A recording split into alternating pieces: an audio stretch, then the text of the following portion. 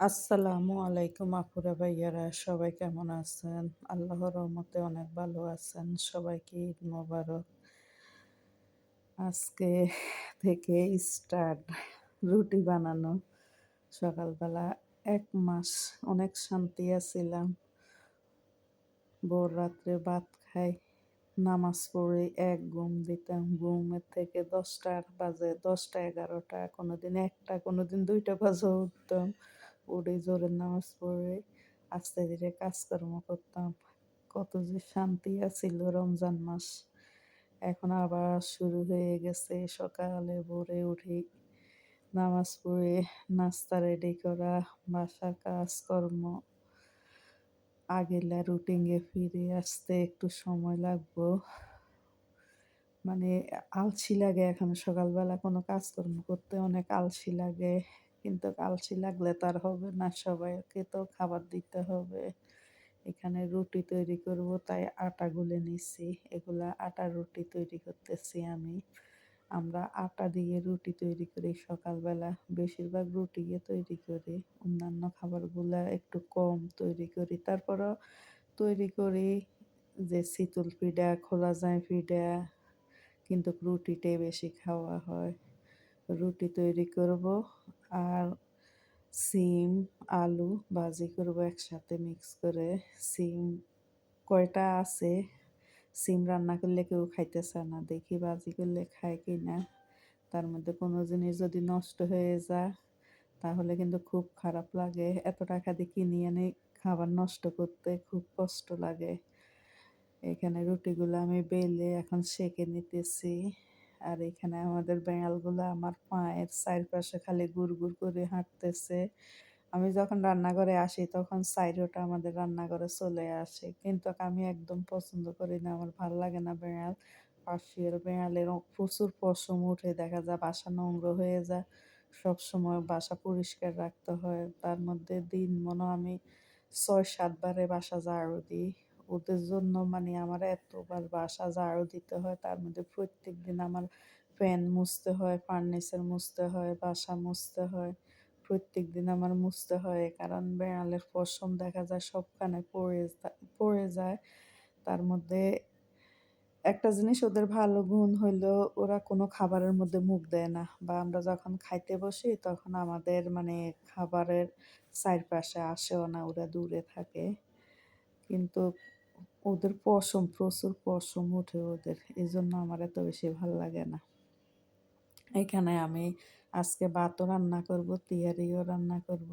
এখানে পাবদা মাছ রান্না করতেছি টমেটো দিয়ে। পাবদা মাছ বেশি না, 4টা নিচ্ছি, একটু বড় বড়, তাই মাঝখান দিয়ে পিস করে নিচ্ছি।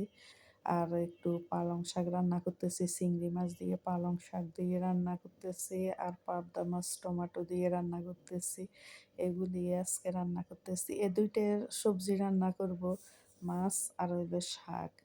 অনেকগুলা শাক নিয়ে আসছে, তার মধ্যে লতিও নিয়ে আসছে, সচিন্দা অনেকগুলো সবজি নিয়ে আসছে। মনে করছি যে রমজানে মানে বাজার বদ্ধ থাকবে বা লোকজন এগুলা বিক্রি করবে না, সবাই দেশে চলে যাবে। এখন দেখি ওমা, ঈদের পরের দিনে বাজার বসে গেছে। সবকিছু বেচা কিনা চলে, আমাদের বাসার নিচে বাজার বসে। 4টা মানে 1টা 2টা 3টা 4টা রাস্তা, মানে চারদিকে 4টা রাস্তা গেছে আমার বাসার পাশে, মানে বাসার সামনে। এই 4 মোড়ের মধ্যে মানে বাজার বসে, তাই আমাদের বাজারের এত কষ্ট হয় না। এখানে আমি বারান্দার মধ্যে আসলাম জামা কাপড়গুলো তুলতে। তারপরে গাছ দেখতেছি, গাছগুলা মানে কেমন মরা মরা, গাছগুলো পুষ্ট হয় না। আর এখানে আমি গুড় আনছিল কিনে, গুড়ের 2টা হাঁড়ি পাইছি, হাঁড়ির মধ্যে একটা টব বসাই দিচ্ছি। বারান্দার মধ্যে কিছু জামা কাপড় ছিল, ওইগুলা নিয়ে আসলাম। তারপরে কিছু জামা কাপড় ধুইয়ে দিচ্ছি, ওইগুলো আবার আমার বারান্দার মধ্যে মানে বারান্দার মধ্যে দিয়ে দিব। সারাদিন আমরা মহিলারা যতই কাজ করি না, কিন্তু আমাদের মহিলাদের কোনো কাজের কোনো শেষ নাই। মহিলারা যতই ক্লান্ত হোক না, কিন্তু তারপরও কাজ কিন্তু করা বদ্ধ করে না। সারাদিনে মহিলাদের কাজ থাকে, কোত্থেকে যে এত কাজ আসে একমাত্র আল্লাহ জানে। আসলে আপনারা বলবেন যে, "কি বলেন এত কাজ কি বাসার মধ্যে আসেনি?" আমি সকাল থেকে রাতের মনে ১২টা পর্যন্ত আমার কাজ থাকে। একটা না একটা আমার কাজ থাকে। সেলাইয়ের মেশিন আছে কিন্তু মেশিনে বসার সময় পাই না। অনেকগুলা ড্রেস আছে সিলানোর বাকি। সময় পাইলে মনে করছি একটা, একটা করে সিলেও কিন্তু সময় পাই না ড্রেসগুলো সিলাইতে। দেখা যায় এখন যদি এগুলা টেইলরের কাছে সিলাইতাম ৫,০০০-৬,০০০ টাকা আসবে শুধু টেইলরের খরচে। তাই মানে নিজে যখন জানি তাই নিজে সেলাই করব। আর এখানে মাগরিবের নামাজ পড়ে